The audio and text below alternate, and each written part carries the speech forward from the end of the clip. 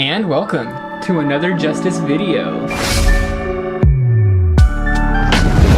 We have just experienced the season finale of WandaVision. And oh my god. Oh, it was amazing. Right off the bat then, what did you think of the ending? At first, it threw me off a little bit. Like when it was getting into maybe like the second to last episode, like getting to the end of it and stuff. Oh, like it wasn't going in the direction you thought it was? Yeah, like it wasn't bad. It threw me off and then I was like, okay, I love it. Okay. Like, where did you think it was gonna go and where did it differ? I thought it was gonna get more into like sort of reality stuff in like a way. Multiverse or yeah. Okay, yeah. I thought it was gonna get more into that sort of stuff. Me too, I have to say. But you know, I'm not mad at how they did it at all. I enjoyed it a lot. Yeah, because as fans, we all made such crazy theories online, and everyone's talking about it. And not to mention the Easter eggs they threw at us. The expectations were definitely high on a lot of things. Mm-hmm. But if you look at the show from like a story aspect, they did a really good job of like tying up most of their loose ends and bringing us to an ending where I'm left on a cliffhanger, but I'm not like, what's going on? Instead, I'm anticipating something happening. Exactly, like, yeah. So that was cool. With that ending, it also sort of reminded me, going back into multiverse stuff, it reminded me of like Doctor Strange, his like stance when he was combing through all the possibilities. Yeah. 100%. So I think even though we didn't get the reality multiverse sort of stuff yet, I feel like that was it. That was our Easter egg, and it wasn't as big and in your face. It wasn't like Doctor Strange coming up to us in the way some of us might have anticipated, but I think it was definitely the Easter egg that we were supposed to take as, oh wait, multiverse? Doctor Strange? Correct me if I'm wrong, but Doctor Strange is usually like asleep, or his body is usually like not doing anything while he astro projects,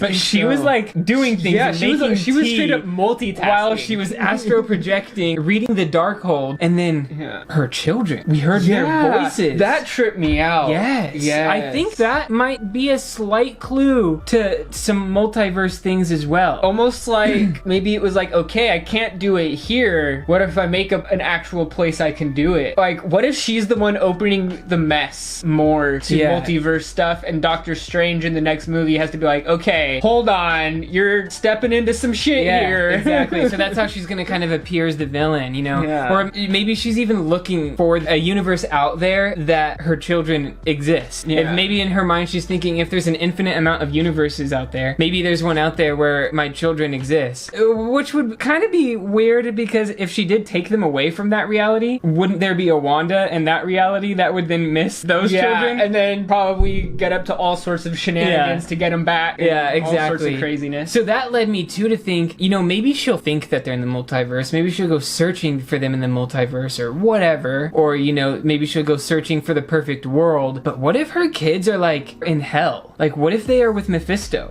Because if we do go back to the comics, they were a piece of Mephisto's soul that eventually gets taken back, and then the two kids are reincarnated into two completely different bodies. They meet each other again eventually in the Young Avengers and realize that they're twin brothers reincarnated. But all that comes super later. So I'm thinking, like, what if she created these two souls that had nowhere to go? And maybe they weren't pieces of Mephisto, but in supernatural lore, souls hold a lot of power. So what if these two random souls go flinging out into the multiverse, and Mephisto grabs them, and he's yielding them as some kind of power? And so maybe she goes looking for them, but she might be looking in all the wrong places, and Doctor Strange has to go like, whoa, calm down, like, let's work on this together. You know, because it did say that she was stronger than the Sorcerer Supreme. Oh yeah, they specifically mentioned Sorcerer Supreme, which I thought was interesting. And that makes sense. If she is going to be the villain in the Multiverse of Madness, the villain usually appears stronger than the hero at first, and then usually the hero prevails and learns some sort of lesson along the way.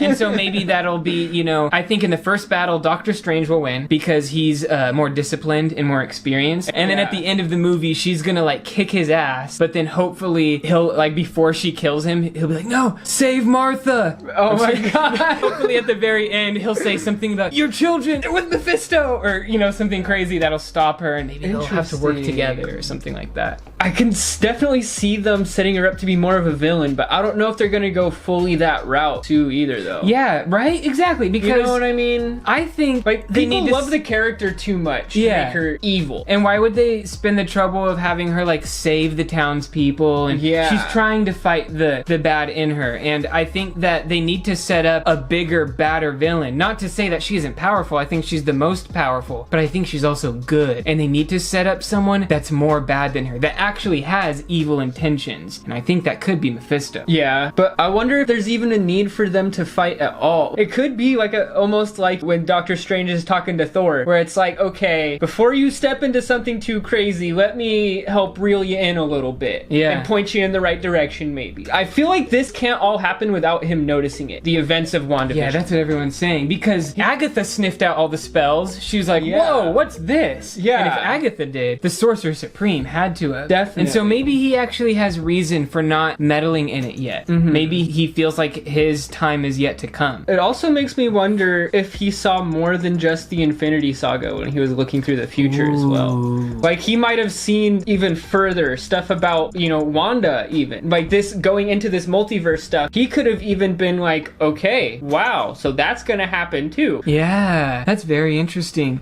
So, like, he knew not to meddle in too much, or Tony would never do the snap. Yeah, maybe exactly. he knows not to meddle with what Wanda's doing too much because he could set off a bomb that he doesn't want to set off. Maybe she could destroy the world like the Scarlet Witch is supposed to, and maybe he has a different strategy that we just don't understand yet. He has to try and disarm her, not blow her up. Yeah, exactly. Yeah, I think she's going to come back for this. She might be the villain for a little bit, but I think she's going to come back. The other thing I want to talk about today is how this could lead to mutants being in the MCU. Because I'm starting to hear too, some people are kind of disappointed, like, oh, I thought, you know, with seeing the Quicksilver from the X-Men franchise that this was going to mean mutants, that Wanda was going to create mutants in some way, and we really didn't get much of that. But I think the Easter eggs are there. I think it was on a New Rockstars video that someone mentioned this, and it blew my mind. And it's, what if the people that got snapped are the people that end up becoming the mutants? Interesting. See, because I feel like most of the theories where like the radiation from the snaps are what would create the mutants. Let me take it back for a second, right? Everyone remembers the good old movie Deadpool, right? Yeah. So he has cancer. These guys hit him up like, hey, we can cure you. We can make you a hero, this and that. They say that they're going to try to activate any hidden mutant genes in him by subjecting him to extreme stress.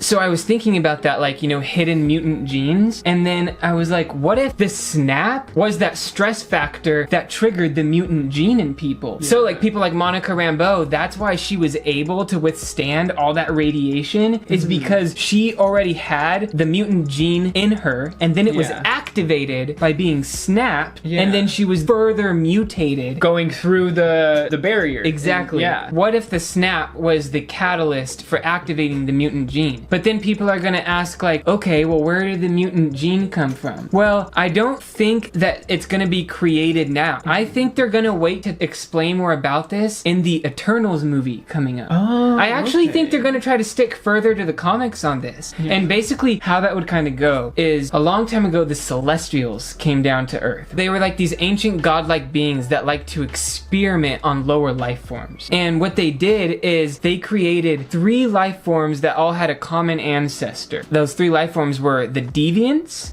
the Humans, and the Eternals. So the Deviants, they were very destructive beings, and people say like all of the monster and goblin stories from our past, those were the Deviants that people saw, and because they lived underground most of the time. And even Thanos, if I'm remembering correctly, I believe his alien race is, I believe they are a mixture of the Deviants and the Eternals. And that's why he looks the way he does, but has the power that he does. So to get back to that, that's what the Deviants were, the kind of more monstrous creation. And then you had the Humans, and they lived above ground, and they evolved super quickly. They evolved into what we are today in thousands of years, and what should have taken millions of years. And what was also placed in them is a mutant gene that could one day be activated. And the way my mind kind of works in with it too is, because our thing was we evolved so quickly, I think that was part of it, is that mutant gene is something that evolved very quickly with us. And then you have the Eternals. They're these godlike beings that are a closer image to what their creators were. And they live apart from most other beings in the universe. And they live outside of time. So they are basically forever. I don't know how the MCU is going to do it, but they might do something with like reincarnation mutation and like they can't remember their past or something like that. Anyway, I digress. To get back to mutants. So I think that movie would explain that the mutant gene has been in our DNA for a long time. Almost. Yeah. And there's certain things that could activate it. Like that's why we have witches. That's why like people like Doctor Strange can harness magic. They have that mutant gene in them. Yeah. And then someone like Wanda was able to withstand the radiation from the Mind Stone because she had that mutant gene in her. The interesting thing though is, what about what Agatha was saying about even before she did all that, like with the bomb, about how it's like, oh no, you're doing it right here too. No, yeah, see, that's exactly what I'm saying is, depending on the people, extreme stress situations or extreme survival situations, I think can bring out this mutant gene, and I think that's why we've gotten special people throughout history, witches, magic, and so forth, but I think the snap is the thing that's going to create all these mutants at once. Yeah. That's why we're going to get an explosion of mutants, and not just a few magical people that had the right ingredients and the right scenario to make their mutant gene thrive. And then so that's why too I think people with Monica Rambeau, she not only had the mutant gene in her, but she also went through the radiation. So she's like Wanda. She's not just a mutant, she got a power boost. Power boost. Exactly. I see. Okay. That's kind of the way I was thinking about it, because I was like, oh no, I don't think mutants are dead at all. I think if anything, they're giving us all the Easter eggs for mutants. But you have to remember that Marvel likes to do things slowly. That's why we haven't gotten Fantastic Four yet. That's why we haven't gotten X-Men yet. And that's why every Pixar movie has a teaser for the next movie that's going to come out like 5 years later. Exactly. I feel like it's interesting with Monica Rambeau, how like they basically created another hero, but they barely did anything with her power-wise so far. Yes. So I feel like we're going to have curious. to see her more somewhere. Yeah, and she mentioned in an interview that her powers are going to be a little bit different in the series than they are in the comics. I think her powers have something to do with like the wave spectrum, like light waves and stuff. Yeah, because I feel like she was seeing electromagnetic radiation off of like and so wires. I was almost stuff, like, so. maybe she converted her body into just like radiation, and it just slowed the bullet down. Like, I don't know. It's hard to make sense of what was going on. I mean, I've heard a few theories. I don't think this is going to happen because I think she's a cool enough character to kind of just be her own. But some people were saying that this might be the new version of the Invisible Woman from Fantastic Four. Oh, interesting. And that she might take that mantle. But I think she's going to end up being Photon or Spectrum, whichever name they end up taking. And I think she's going to take more of a leadership role in the Avengers or something. Yeah, 'cause I feel like she is way too much of a get-it-done person to not be a lead role in whatever she's trying to do. I think she actually held the mantle of Captain Marvel in the comics before Carol Danvers did. Interesting. So, yeah. And we still don't know what the drama is with her and Carol. Like, she gets like kind of like a sour face. Like, don't even bring her up. Yeah, every time she gets brought up. So we still have that to discover too. See, they tied up a lot of story threads, but they left enough open to have a lot of good questions coming into the next season. I gotta say, I love how they brought Darcy back too, though. Yeah, you know, I was slightly disappointed with how little she was brought back, though. I know. In the season finale, I was hoping she'd have a bigger role, but who knows? Maybe we'll get more of her in the new Thor movie. When they did that team up episode, her and Vision, that got my hopes up. Yeah. And then like she just left, and she's like, "I'll just be here, I guess." I was like, "Oh, yeah, wow." But you know they're gonna learn from this because I think she became a fan favorite. So her and Agent Woo, I think, are definitely gonna come back stronger because fans love them. Oh yeah, dude, he was great too. So before we close it up today, I want us to just mention a couple more things about Mephisto and kind of why I still think that he might be the big bad here at the end. One thing I noticed, the one part where like Ralph, well, I guess at the time he was Quicksilver before they knew who was Ralph. Boner. He told the two kids, "Oh, run off, you two little spawn of the devil." Yeah, he was like, "Off, demon spawn," or whatever. That's a huge Easter egg to some kind of devil-like presence. Yeah. I really feel like just the existence of the twins themselves is a huge Easter egg to the comics, that they were a piece of Mephisto's soul. The Easter eggs are here, and I think we are meant to take them. They're just not going to give it to us yet. And kind of maybe the last thing I want to say too is they're kind of going into like witch lore and that kind of thing. And if you go into that, a lot of witches, they draw their power from hell or a demon or the devil himself.